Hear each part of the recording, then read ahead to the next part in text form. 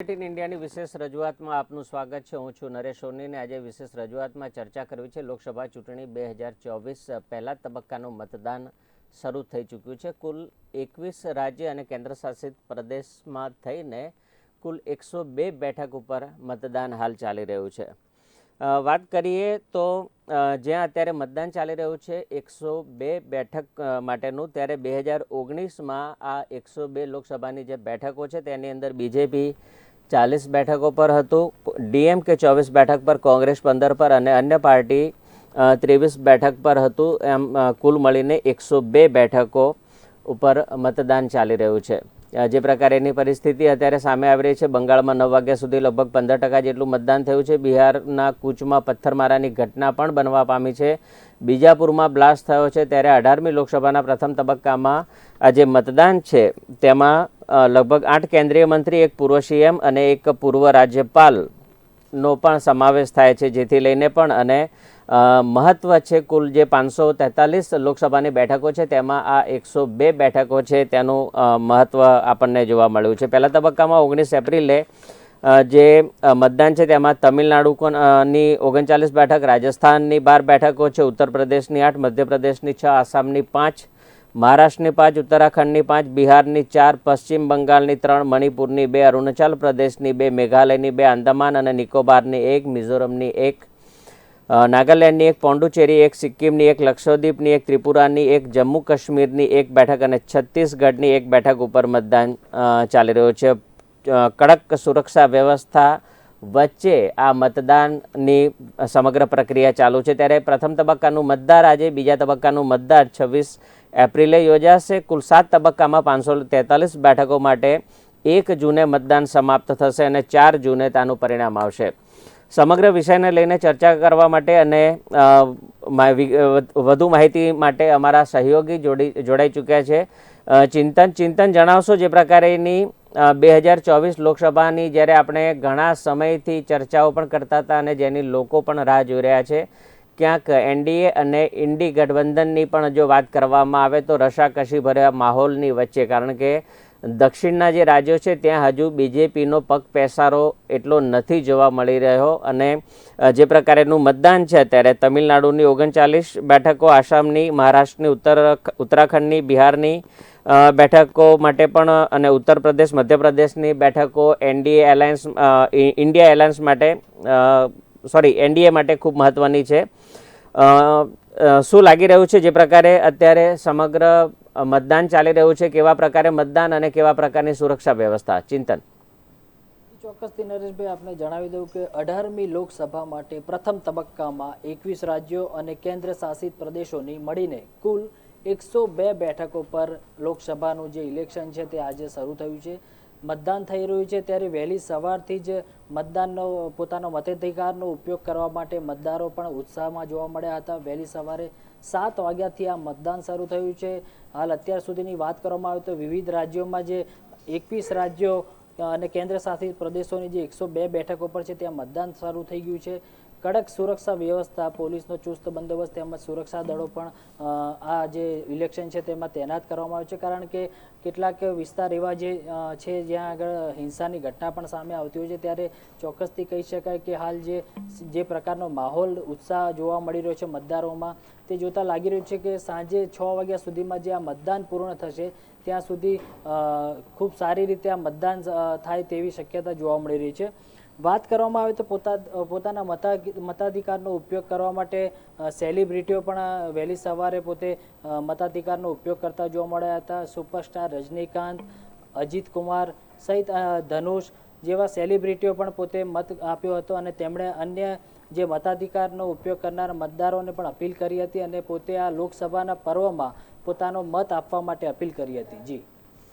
જે પ્રકારે સાથે જ અરુણાચલ પ્રદેશની 60 વિધાનસભા બેઠકો ઉપર અને સિક્કિમની 32 વિધાનસભા બેઠકો ઉપર પણ મતદાન ચાલી રહ્યું છે, એ વિશે સમગ્ર માહિતીની અપેક્ષા? ચિંતનભાઈ જી, ચોક્કસથી પ્રથમ તબક્કાની વાત કરવામાં આવે તો 1625 ઉમેદવારો આ લોકસભાની ચૂંટણીમાં અત્યારે ઉતર્યા છે, જેમાંથી 1419 પુરુષ અને 134 મહિલા ઉમેદવારો છે. આ વખતે 8 કેન્દ્રીય મંત્રીઓ પણ ચૂંટણી લડી રહ્યા છે, જેમાં એક પૂર્વ મુખ્યમંત્રી અને એક પૂર્વ રાજ્યપાલ પણ મેદાનમાં છે. ત્યારે ચોક્કસથી કહી શકાય કે આજે સાંજ સુધીમાં તેમનું જે ભાવિ છે ઈવીએમમાં સીલ થશે અને તેમનો નિર્ણય થશે. ચોક્કસથી આપણે જણાવી દઉં કે આ પહેલા તબક્કાના મતદાનને લઈને દેશભરમાં ઉત્સાહનો માહોલ જોવા મળી રહ્યો છે. 102 બેઠકો પર હાલ મતદાન ચાલી રહ્યું છે અને સાંજે 6 વાગ્યા સુધી મતદાન થશે. ચુસ્ત પોલીસ બંદોબસ્ત સાથે હાલ મતદાન થઈ રહ્યું છે. ત્યારે કેટલીક જગ્યાએ હિંસાની ઘટના અને મારામારીની ઘટના પણ સામે આવી હતી, જેમાં પશ્ચિમ બંગાળમાં કૂચબિહારમાં હિંસાની ઘટના સામે આવી હતી, જેમાં ટીએમસી અને ભાજપના કાર્યકરો પર એકબીજા પર પથ્થરમારો તેમજ હુમલાની ઘટના સામે આવી હતી, જેને લઈને ટીએમસી તેમજ ભાજપના કાર્યકરો એકબીજા પર આરોપ લગાવ્યો છે. તો સાથે જ પશ્ચિમ બંગાળમાં 15%થી વધુ મતદાન થયું હોવાની જાણકારી હાલ સામે આવી છે. સાથે સાથે કહી શકાય કે ચોક્કસથી આ જે મતદાન જે છે તેને લઈને લોકોમાં ભારે ઉત્સાહ જોવા મળી રહ્યો છે. 2019ની પરિસ્થિતિની આપણે વાત કરીએ તો એમાં બીજેપીને 40 બેઠકો મળી હતી, ડીએમકે 24 બેઠકો હતી, કોંગ્રેસને 15 હતી અને જ્યારે અન્ય પાર્ટી જે છે તેમને 23 બેઠકો મળી હતી. આમ કુલ જે ગણિત છે 102 બેઠકનું, તેમાં સિક્કિમ, નાગાલેન્ડ, આંદામાન નિકોબાર અને પશ્ચિમ બંગાળ ખાસ મહત્વ ધરાવે છે. જે પ્રકારેની પરિસ્થિતિ અત્યારે હાલ આપણને જોવા મળી છે, પશ્ચિમ બંગાળ પણ એટલું મહત્વનું, કારણ કે ત્યાં આગળ હજુ ભાજપને જોઈએ તેટલા પ્રમાણમાં સફળતા મળી નથી. ચિંતનભાઈ. જી ચોક્કસથી નરેશભાઈ, આપણે જણાવી દઉં કે પશ્ચિમ બંગાળની આપણે વાત કરીએ તો પશ્ચિમ બંગાળની 3 બેઠક પર આજ મતદાન થઈ રહ્યું છે. આ ઉપરાંત બિહારની 4 બેઠક પર મતદાન થઈ રહ્યું છે. સાથે ઉત્તરાખંડની 5 બેઠક પર, મધ્યપ્રદેશની 6 બેઠક, આસામની 5 બેઠક અને મહારાષ્ટ્રની 6 બેઠક, એમ જે પ્રકારે કહી શકાય કે 102 બેઠક પર કુલ મતદાન થઈ રહ્યું છે. પણ પશ્ચિમ બંગાળની વાત કરવામાં આવે તો ત્યાં આગળ ટીએમસીનું જે અત્યાર સુધીનું જે પોતાનું જે પ્રદર્શન છે ખૂબ સારું રહ્યું છે, જેના કારણે ભાજપ પણ આ વખતે ટક્કર આપે તેવી શક્યતા જોવા મળી રહી છે. જો કે મમતા બેનર્જીનો ત્યાં પહેલેથી જ પ્રભાવ જોવા મળી રહ્યો છે, ત્યારે આ વખતે અમિત શાહ તેમજ નરેન્દ્ર મોદી દ્વારા જે રેલીઓ અને પ્રચાર પ્રસાર કરવામાં આવ્યો તેનો ચોક્કસથી કહી શકાય કે ત્યાં આગળ પ્રભાવ જોવા મળી શકે છે. 2019માં જે ચૂંટણી યોજાઈ હતી તેમાં 102 બેઠકોમાંથી ભાજપે 40, ડીએમકે 24 અને 15 બેઠકો પર કોંગ્રેસ જીતી હતી, જ્યારે 23 બેઠકો પ્રાદેશિક પક્ષોના ખાતામાં ગઈ હતી. તો ચોક્કસથી કહી શકાય કે આ જે બેઠકો જે છે 102 તે મહત્વપૂર્ણ કહી શકાય કે જ્યાં આગળ ભાજપ પણ આ વખતે સારામાં સારું પ્રદર્શન કરીને પોતાના જે ઉમેદવારો છે તેમને જીતાડવા માટે મતાધિકારોનો ઉપયોગ પણ કરી શકે છે. ચિંતનભાઈ, જે પ્રકારે મતદાન ચાલી રહ્યું છે, ચોક્કસથી આપણે વાત કરીએ કે વડાપ્રધાન નરેન્દ્ર મોદીએ ભ્રષ્ટાચારને ખતમ કરવાની પ્રતિજ્ઞા લીધી છે અને ભ્રષ્ટાચારીઓ સામે કડક કાર્યવાહી કરવાની પણ ક્યાંક વાત કરી છે. શું આ વાત ક્યાંક અસર કરી શકે છે, બીજેપીની ફેવર કરી શકે છે? કારણ કે દક્ષિણ ભારતની અંદર હજુ પણ પ્રાદેશિક પક્ષોનો દબદબો યથાવત રહ્યો છે. ઇનફેક્ટ કેરળની અંદર તો હજી બીજેપી પોતાનો પગ પેસારો પણ નથી કરી શક્યું.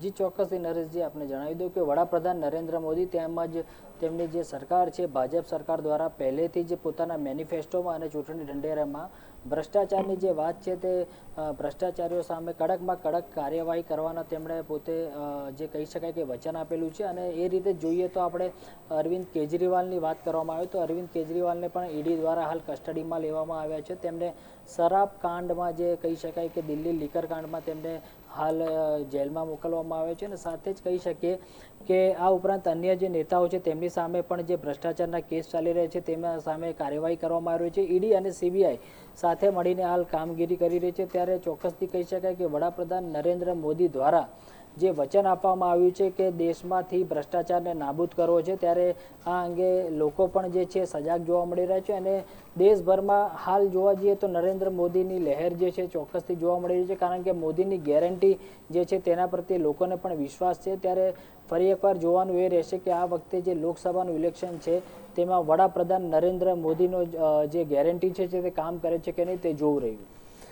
તમિલનાડુની આપણે ખાસ વાત કરીએ કે પ્રથમ તબક્કાની અંદર તમિલનાડુની કુલ 39 બેઠકો ઉપર મતદાન યોજાઈ રહ્યું છે. ત્યારે બીજેપીનો એવો દાવો છે કે તમિલનાડુની અંદર બીજેપી આ વખતે સરપ્રાઇઝ આપી શકે છે, કારણ કે તેમણે અલગ અલગ લગભગ 7 વખત તમિલનાડુની મુલાકાત અને રોડ શોઝ અને રેલીઓ સભાઓનું સંબોધન કરી ચૂક્યા છે, ત્યારે શું આ વાતની કોઈ તમિલનાડુ પર અસર થઈ શકે છે? તેની બેઠકો ઉપર કેટલી અસર થઈ શકે છે? અને જે પ્રકારે પ્રાદેશિક પક્ષનો દબદબો તમિલનાડુની ખાસ વાત કરીએ, પછી વાત કરીશું આપણે જમ્મુ કાશ્મીર અને ઉત્તર પ્રદેશની. જી ચોક્કસથી નરેશજી, અમને જણાવી દઉં કે આ વખતે વડાપ્રધાન નરેન્દ્ર મોદી તેમજ ભાજપના જે દિગ્ગજ નેતાઓ છે તેમના દ્વારા તમિલનાડુ પર ખાસ ભાર આપવામાં આવ્યો હતો. તો વડાપ્રધાન નરેન્દ્ર મોદીએ પણ ત્યાં ઘણી વખત ચૂંટણી સભા કરી છે અને જાહેર સભા કરીને રેલી યોજી હતી.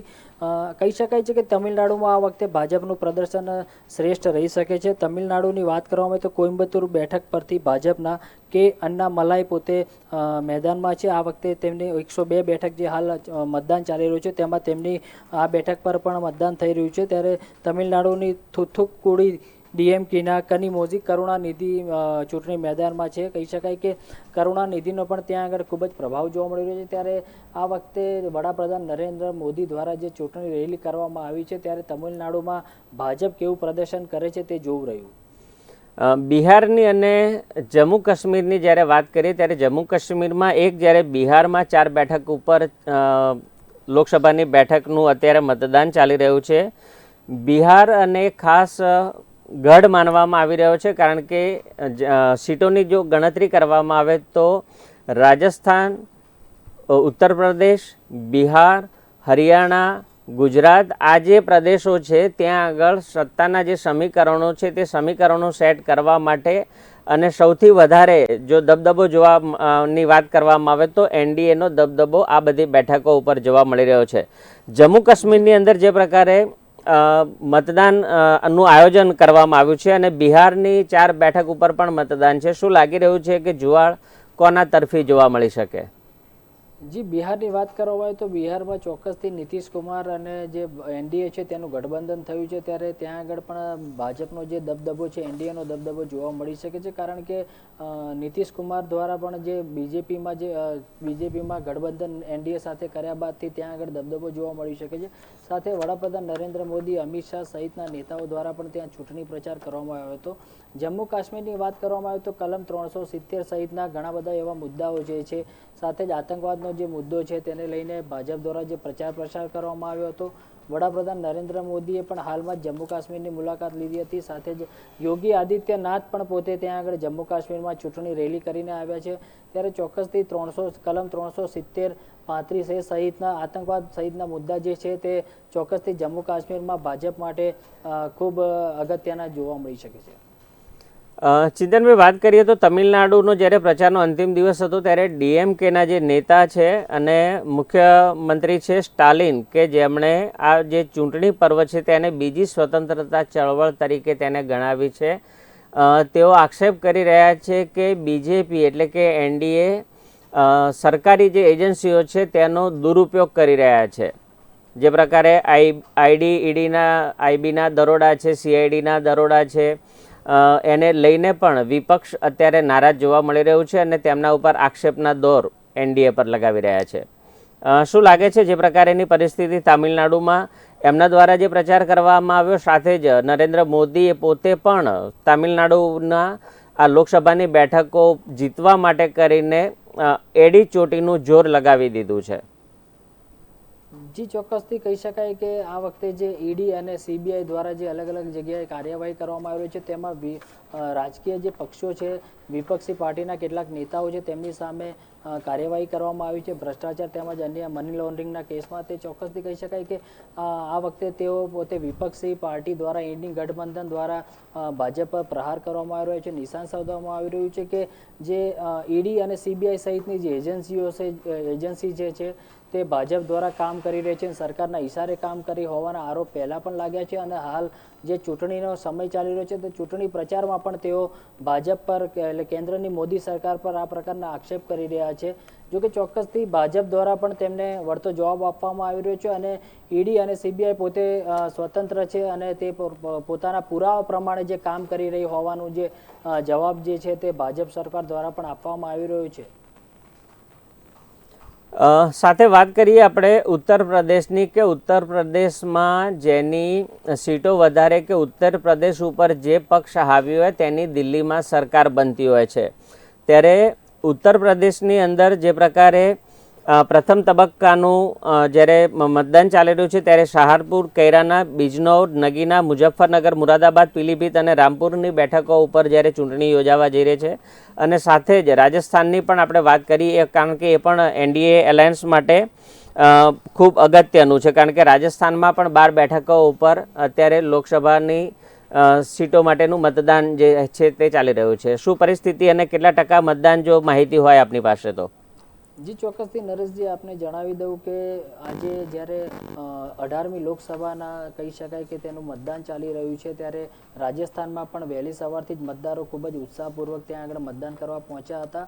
સાથે જ રાજસ્થાનના મુખ્યમંત્રી ભજનલાલ શર્માએ પણ પોતાનો મતાધિકારનો વહેલી સવારે ઉપયોગ કર્યો હતો અને તેમણે મીડિયા સાથેની વાતચીતમાં, પત્રકાર પરિષદોમાં જણાવ્યું હતું કે તેઓ વધુમાં વધુ લોકો જે છે પોતાનો મતાધિકારનો ઉપયોગ કરે અને લોકસભાનો આ પર્વ જે છે તેને ભવ્ય બનાવે. સાથે જ ઉત્તર પ્રદેશની વાત કરવામાં આવે તો ઉત્તર પ્રદેશ પર પણ હાલ કહી શકાય કે ભાજપનો જે દબદબો છે તે જોવા મળી રહ્યો છે કારણ કે મુખ્યમંત્રી યોગી આદિત્યનાથનું જે કામ જે છે તે ત્યાં આગળ બોલી રહ્યું છે. સાથે જ ભાજપની સરકારમાં જે અયોધ્યામાં જે રામ મંદિર બનાવવામાં આવ્યું છે તેને લઈને ચોક્કસથી ત્યાં આગળ ફાયદો થઈ શકે છે. સાથે સનાતનના મુદ્દાને લઈને પણ તેઓ જોરશોરથી પ્રચાર કરી રહ્યા છે. ત્યારે ચોક્કસથી કહી શકાય કે અહીંયા ધર્મનો જે રાજકારણ જે પહેલેથી રમવામાં આવ્યું છે તે પણ ત્યાં કામ કરી શકે તેવું માની શકાય છે.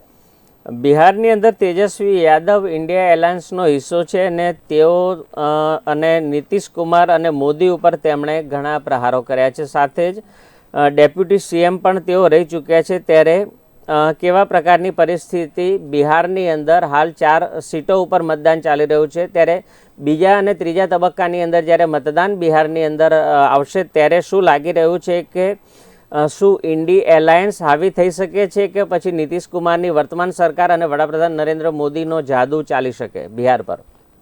જી ચોક્કસથી બિહારની વાત કરીએ તો આરજેડી નેતા લાલુ પ્રસાદ યાદવ સહિત તેમજ તેમના પુત્ર દ્વારા પણ હાલ પ્રચાર કરવામાં આવી રહ્યો છે અને ઇન્ડી ગઠબંધનનો જે છે તે ફાયદો ત્યાં આગળ ચોક્કસથી જોવા મળી શકે છે.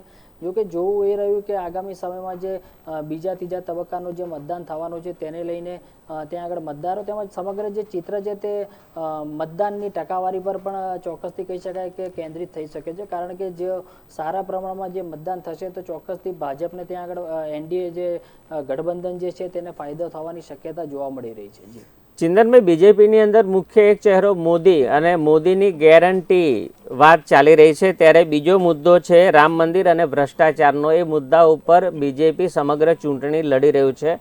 ફક્ત અને ફક્ત મોદી, એવું કહેવામાં આવી રહ્યું છે કે મોદીના નામે એટલે કે કમળના નિશાન ઉપર થાંભલાને પણ ઊભો રાખો તો તે જીતી જશે તે પ્રકારની પરિસ્થિતિ. મોદી સિવાય બીજો કોઈ ચહેરો નથી. સામે વાત કરીએ તો રાહુલ ગાંધીએ પણ જાતિ ગણતરીને લઈને તેમના ઉપર ઘણા બધા પ્રશ્નો ઉઠાવેલા અને વાતાવરણને ડહોળવાનો પ્રયાસ પણ કરેલો. શું લાગી શકે છે જે પ્રકારે મહારાષ્ટ્રમાં અગ્નિવીરની યોજના સાથે જ અત્યારે બેરોજગારી સાથે જ મોંઘવારી અને ખેડૂતોના જે પ્રશ્નો છે તેને લઈને પણ લોકોની અંદર ક્યાંક અસંતોષનો માહોલ સમગ્ર પ્રદેશની અંદર અલગ અલગ વિસ્તારોમાં આપણને યથાવત જોવા મળ્યો છે. ત્યારે શું વાસ્તવિક વાત કરવામાં અને જ્યારે મતદાન થતું હોય છે ત્યારે આ વાતને લઈને કેટલો ફેર પડી શકે?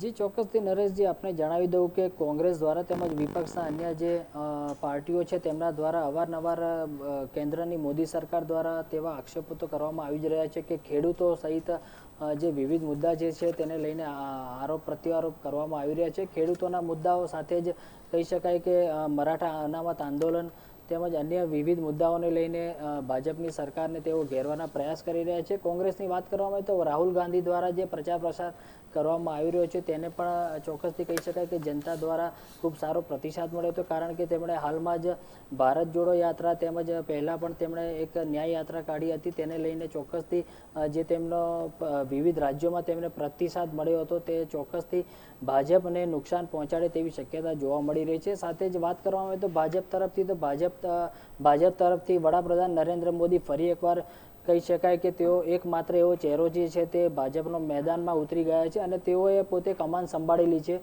અને વિવિધ જગ્યાએ તેઓ રાજ્યોમાં ચૂંટણી પ્રચાર કરી રહ્યા છે. સાથે જ ગુજરાતની વાત કરવામાં આવે તો ગુજરાતમાં પણ તેઓ આગામી સમયમાં 4 સભાઓ કરવાના છે.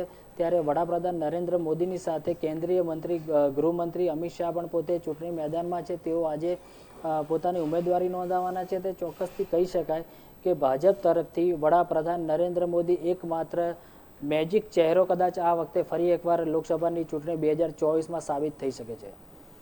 બિહારની આપણે ખાસ વાત કરીએ તો નીતિશ કુમારની સાથે એનડીએ ગઠબંધનમાં જોડાયા છે નીતિશ કુમાર અને સાથે જ લોક જનશક્તિ પાર્ટી રામવિલાસ, જેના રામવિલાસ પાસવાન જ્યારે જીવતા હતા ત્યારે લોક જનશક્તિ પાર્ટીના 2 ફાંટા પડેલા.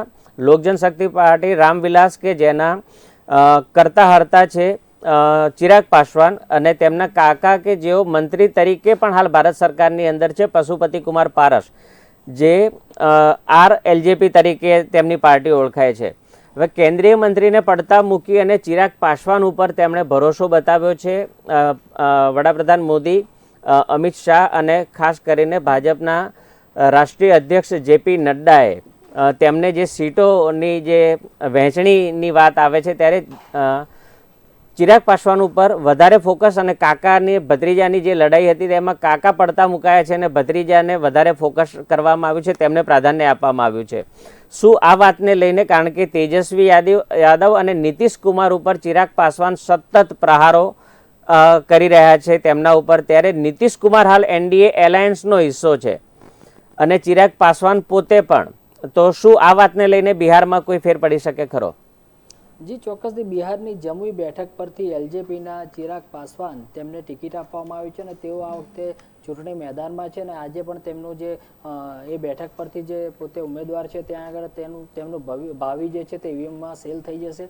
તો ચોક્કસથી NDA ગઠબંધન અને ઇન્ડિયન એલાયન્સની વાત કરવામાં આવે તો વિપક્ષ દ્વારા જે RJDના નેતા તેજસ્વી યાદવ દ્વારા જે પ્રહાર કરવામાં આવી રહ્યો છે પાસવાન પર, તેમજ સાથે જ નીતિશ કુમારને પણ તેઓ અવારનવાર ઘેરા પ્રત્યાઘાતોની સાથે પોતે આરોપ પ્રત્યારોપ કરી રહ્યા છે. ત્યારે ચોક્કસથી આગામી સમયમાં જોવું એ રહેશે કે આ વખતે જે ચૂંટણી જે છે તે બિહારમાં કઈ રીતનું ચિત્ર જે છે તે સામે આવે છે તે જોવું રહ્યું. ચિંતનભાઈ, મહારાષ્ટ્રના સમીકરણો શું સૂચવી જાય છે? કારણ કે શિવસેનાના પણ 2 ભાગ પડેલા છે, શિવસેના શિંદે ગુટ અને ઉદ્ધવ ઠાકરે ગુટ. ઇન્ડી એલાયન્સનો હિસ્સો અને NCPમાં પણ 2 ભાગ આપણને જોવા મળ્યા છે, શરદ પવાર અને અત્યારના ડેપ્યુટી CM અજીત પવાર. શું આ વાતને લઈને NDA ગઠબંધનને ફાયદો થઈ શકે કે પછી ઇન્ડીને? શું માનવું આપનું, અને જે પ્રકારેની પરિસ્થિતિ હાલ આપણને જોવા મળી રહી છે? જી, મહારાષ્ટ્રની વાત કરવામાં આવે તો મરાઠા આંદોલનને લઈને ચોક્કસથી કહી શકાય કે ભાજપને ત્યાં આગળ નુકસાનીનો સામનો કરવો પડે તેવા અત્યાર સુધીના જે ચિત્ર છે તેની પરથી લાગી રહ્યું છે. સાથે જ શિવસેનાના જે 2 ફાટા પડ્યા છે તેની વાત કરવામાં આવે તો ઉદ્ધવ ઠાકરે અને બીજી બાજુ છે એકનાથ શિંદે, તેમાં પણ ખેંચતાણ જોવા મળી હતી.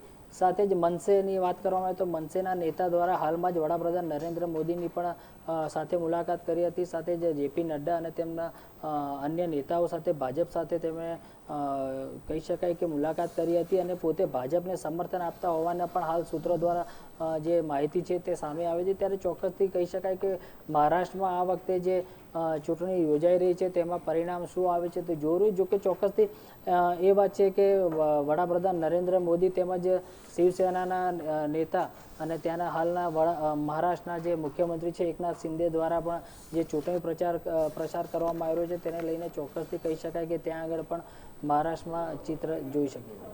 મધ્યપ્રદેશની 6 બેઠકો ઉપર જ્યારે મતદાન છે ત્યારે મધ્યપ્રદેશમાં કેવા સમીકરણો કામ કરી શકે, શું શક્યતા ચિંતનભાઈ?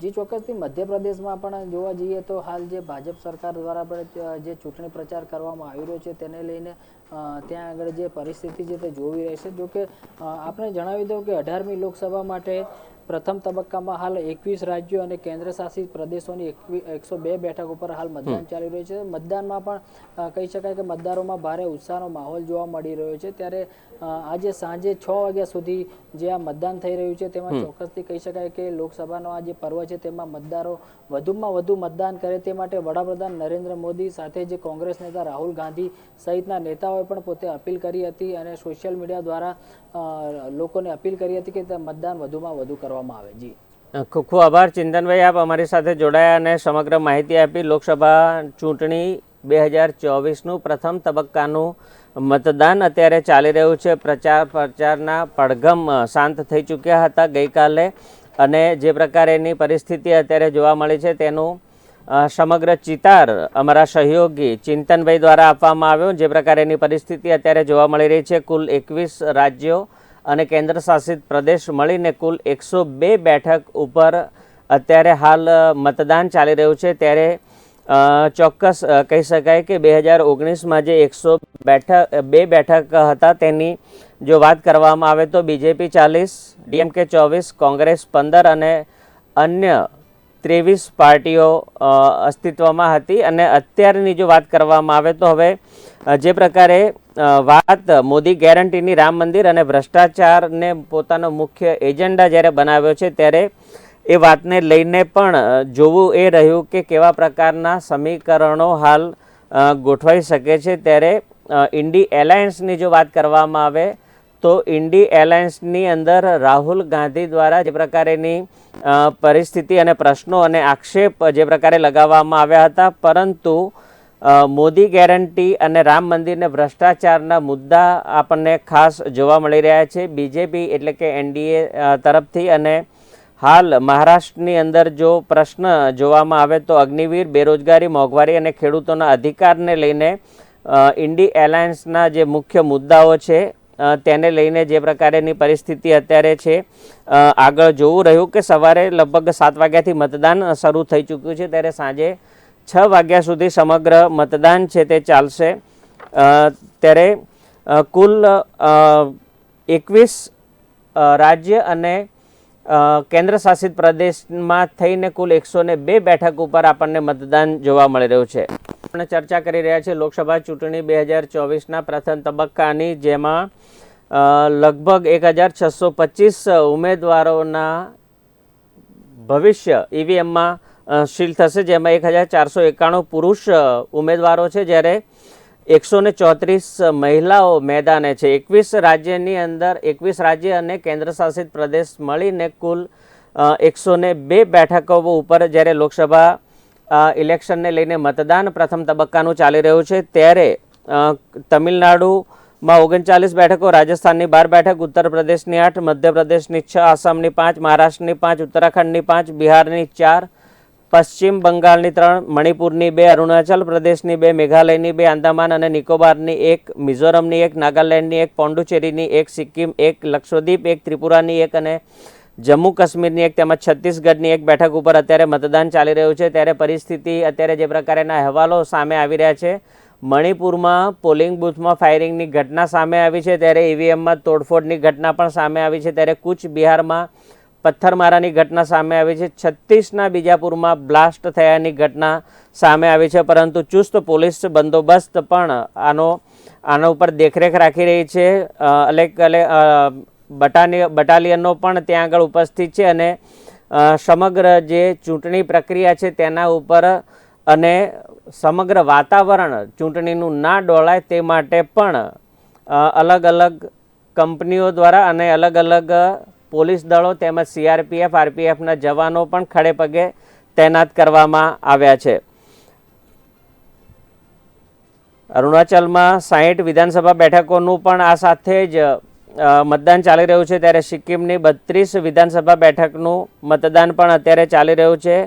ખાસ વાત કરીએ તમિલનાડુની અંદર ભ્રષ્ટાચારને ખતમ કરવાની વડાપ્રધાન નરેન્દ્ર મોદીએ ખાતરી અને આપી હતી અને પ્રતિજ્ઞા લીધી હતી. ત્યારે લગભગ 7 વખત તેઓ તમિલનાડુની મુલાકાત લઈ ચૂક્યા છે અને તમિલનાડુમાં આ વખતે મોટું સરપ્રાઇઝ આપશે તેવી પણ વડાપ્રધાન નરેન્દ્ર મોદી દ્વારા વાત કરવામાં આવી હતી અને વિશ્વાસ પણ મૂક્યો હતો. જો કે ભાજપનું એ વખતે પહેલાં ખાતું નહોતું ખોલ્યું, પણ આ વખતે તેઓ ઘણી બેઠકો ઉપર જીત મળશે તેવી શક્યતા જોવા મળી રહી છે. આ સાથે જ અમારી સાથે સહયોગી બહાર શેખ જોડાઈ ચૂક્યા છે વધુ વિગત અને માહિતી સાથે. બહાર, શું છે સમગ્ર માહિતી? જે પ્રકારે 102 લોકસભા બેઠક ઉપર અત્યારે મતદાન યોજાઈ રહ્યું છે, ત્યારે શું છે વિગતો? જે વાત કરવામાં આવે તો આજે 21 રાજ્યોની 102 બેઠકો પર મતદાન થઈ રહ્યું છે. ત્યારે આજે વિગતવાર આની ચર્ચા કરીએ તો અરુણાચલ પ્રદેશ, આસામ, બિહાર, છત્તીસગઢ, મધ્યપ્રદેશ, મહારાષ્ટ્ર, મણિપુર, મેઘાલય, મિઝોરમ, નાગાલેન્ડ, રાજસ્થાન, સિક્કિમ, તમિલનાડુ, ત્રિપુરા, ઉત્તર પ્રદેશમાં ઉત્તરાખંડ, પશ્ચિમ બંગાળ, આંદામાન નિકોબાર ટાપુઓ સહિતના રાજ્યો અને કેન્દ્ર શાસિત પ્રદેશોના આજે પ્રથમ તબક્કાનું મતદાન યોજાઈ રહ્યું છે. ત્યારે સવારથી 6 વાગ્યાથી આ મતદાનની પ્રક્રિયા ચાલુ થઈ ગઈ છે, એટલે કે સાંજે 6 વાગ્યા સુધી ચાલશે. બધા જ કેન્દ્રો ઉપર સુરક્ષા વ્યવસ્થા ગોઠવી દેવામાં આવી છે. આ મત વિસ્તારની વિગતવાર વાત કરીએ તો અરુણાચલ પ્રદેશમાં 2 બેઠકો છે, આસામની 5 બેઠકો છે, બિહારની 4 બેઠક છે, તો છત્તીસગઢથી બસ્તરની 1 સીટ છે. જ્યારે વાત કરીએ તો મધ્યપ્રદેશની 6 બેઠક છે, મહારાષ્ટ્રની 5 છે, મણિપુરની 2 બેઠક છે, મેઘાલયની પણ 2 બેઠક છે, મિઝોરમ, નાગાલેન્ડ, પુડુચેરી, સિક્કિમ, લક્ષદ્વીપમાંથી એક સીટ પર આજે મતદાન થઈ રહ્યું છે. રાજસ્થાનની આજે પ્રથમ તબક્કામાં 12 બેઠકોનો સમાવેશ થાય છે. આપને જણાવી દઉં કે ગંગાનગર, બિકાનેર, ચૂરુ, ઝુંઝુન, सीकर, જયપુર, ગ્રામીણ જયપુર, અલવર, ભરતપુર, કરોલી અને ધોલપુર, દોસા, નાગોરમાં આજે મતદાનની પ્રક્રિયા થઈ રહી છે. તમિલનાડુમાં પ્રથમ તબક્કામાં 39 બેઠકો પર મતદાન થઈ રહ્યું છે. જે એમાં કુલ વાત કરવામાં આવે તો લગભગ 8 કેન્દ્રીય મંત્રી છે, એક પૂર્વ મુખ્યમંત્રી છે અને એક પૂર્વ રાજ્યપાલનો પણ સમાવેશ છે, જેમનું ભાવિ ઈવીએમમાં કેદ થવાનું છે. બહાર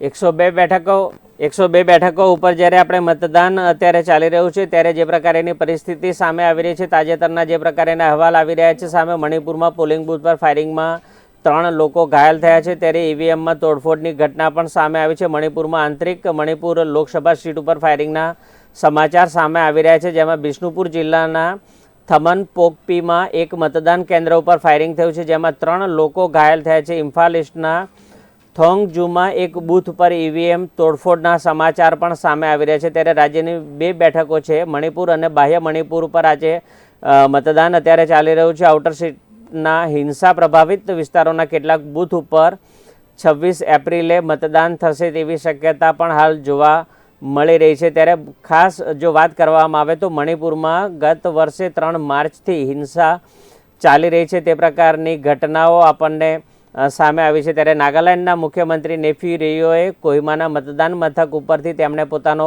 મત આપ્યો છે. મેઘાલયના સીએમ છે કોનરાડ સંગમા પશ્ચિમ ગોરા હિલ્સના તુરામાં તેમના દ્વારા મતદાન કરવામાં આવ્યું છે. દેવેન્દ્ર ફડણવીસે લોકશાહીના તહેવારને ખૂબ જ અગત્યનું ગણાવ્યું છે. દેવેન્દ્ર ફડણવીસ દ્વારા પણ, એટલે નાયબ મુખ્યમંત્રી હાલ મહારાષ્ટ્રના અને પૂર્વ મુખ્યમંત્રી મહારાષ્ટ્રના દેવેન્દ્ર ફડણવીસે પણ પોતાના મતાધિકારનો ઉપયોગ કર્યો છે. બહાર આપણી સાથે કનેક્ટ છે. બહાર જે પ્રકારની પરિસ્થિતિ અત્યારે સામે આવી રહી છે, તો એમાં 102 બેઠકમાંથી ભાજપે 40 હાંસલ કરી હતી, જ્યારે ડીએમકે 24 અને 15 બેઠકો કોંગ્રેસના ફાળે ગઈ હતી, જ્યારે 23 બેઠકો પ્રાદેશિક પક્ષોના ખાતામાં ગઈ હતી. તો આ વખતે પહેલા તબક્કાની ચૂંટણીમાં કયા મોટા ચહેરા પોતાના નસીબ અજમાવી રહ્યા છે, એક નજર એના પર કરીએ તો બિહારની જમુઈ બેઠક પરથી એલજેપીના ચિરાગ પાસવાન છે, જ્યારે મધ્યપ્રદેશની છિંદવાડા બેઠક પરથી કોંગ્રેસના નકુલનાથ છે. ઉત્તર પ્રદેશની પીલી ભીત બેઠક પરથી ભાજપના જીતિન પ્રસાદ છે, ત્યારે પશ્ચિમ બંગાળની કુચ બિહાર બેઠક પરથી ભાજપના નિશિત પ્રામાણિક ઉભા છે. તમિલનાડુની વાત કરીએ તો તમિલનાડુની કોઇમ્બતુર બેઠક પરથી ભાજપના કે અન્નામલાઈ, તમિલનાડુની એક બેઠક ડીએમકેના કનિમોઝી કરુણાધિ ઉભા છે, જ્યારે રાજસ્થાનની વાત કરીએ તો રાજસ્થાનના બિકાનેર બેઠક પરથી ભાજપના અર્જુન રામ મેઘવાલ ઉભા છે. રાજસ્થાનની નાગોર બેઠક પર આરએલપીના હનુમાન બેનીવાલ ઉભા છે. રાજસ્થાનની ચરુ બેઠક પરથી કોંગ્રેસના રાહુલ કરવા ઉભા છે. તો વાત કરીએ તો હવે હાલ તો તમામ પક્ષોએ મતદારોને આકર્ષિત કરવા માટે એડી ચોટીનું જોર લગાવ્યું હતું, ત્યારે આ મતદારો કોના પર પોતાની પસંદગીનો કળશ ઢોળશે તે તો 4 જૂને મતગણતરીના દિવસે જ ખબર પડશે. જી નરેશજી.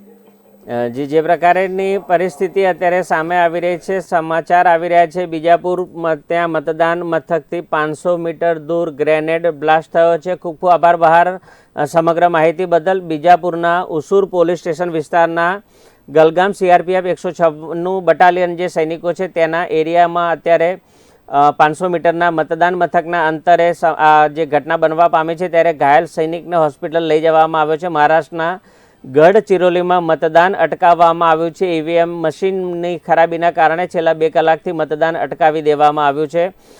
જગતગુરુ જગ્ગી વાસુદેવ અને બાબા રામદેવે પણ પોતાના મતાધિકારનો ઉપયોગ કર્યો છે. વાસુદેવે કોઈમ્બતુરથી, જ્યારે બાબા રામદેવ અને આચાર્ય બાલકૃષ્ણએ હરિદ્વારમાં પોતાના મતાધિકારનો ઉપયોગ કર્યો છે. ગડકરીએ નાગપુરના ટાઉન હોલમાં પોતાનું મતદાન કરવા માટે પહોંચ્યા છે. કેન્દ્રીય મંત્રી છે નીતિન ગડકરી, તેમણે નાગપુરના ટાઉન હોલ ખાતે પોતાના મતાધિકારનો ઉપયોગ કર્યો છે અને લગભગ 65% જેટલું મતદાન થઈ શકે છે નાગપુરની અંદર. અને આ વખતે ભાજપને 75% વોટ મળવાના લક્ષ્ય સાથે તેઓ કામ કરી રહ્યા હતા.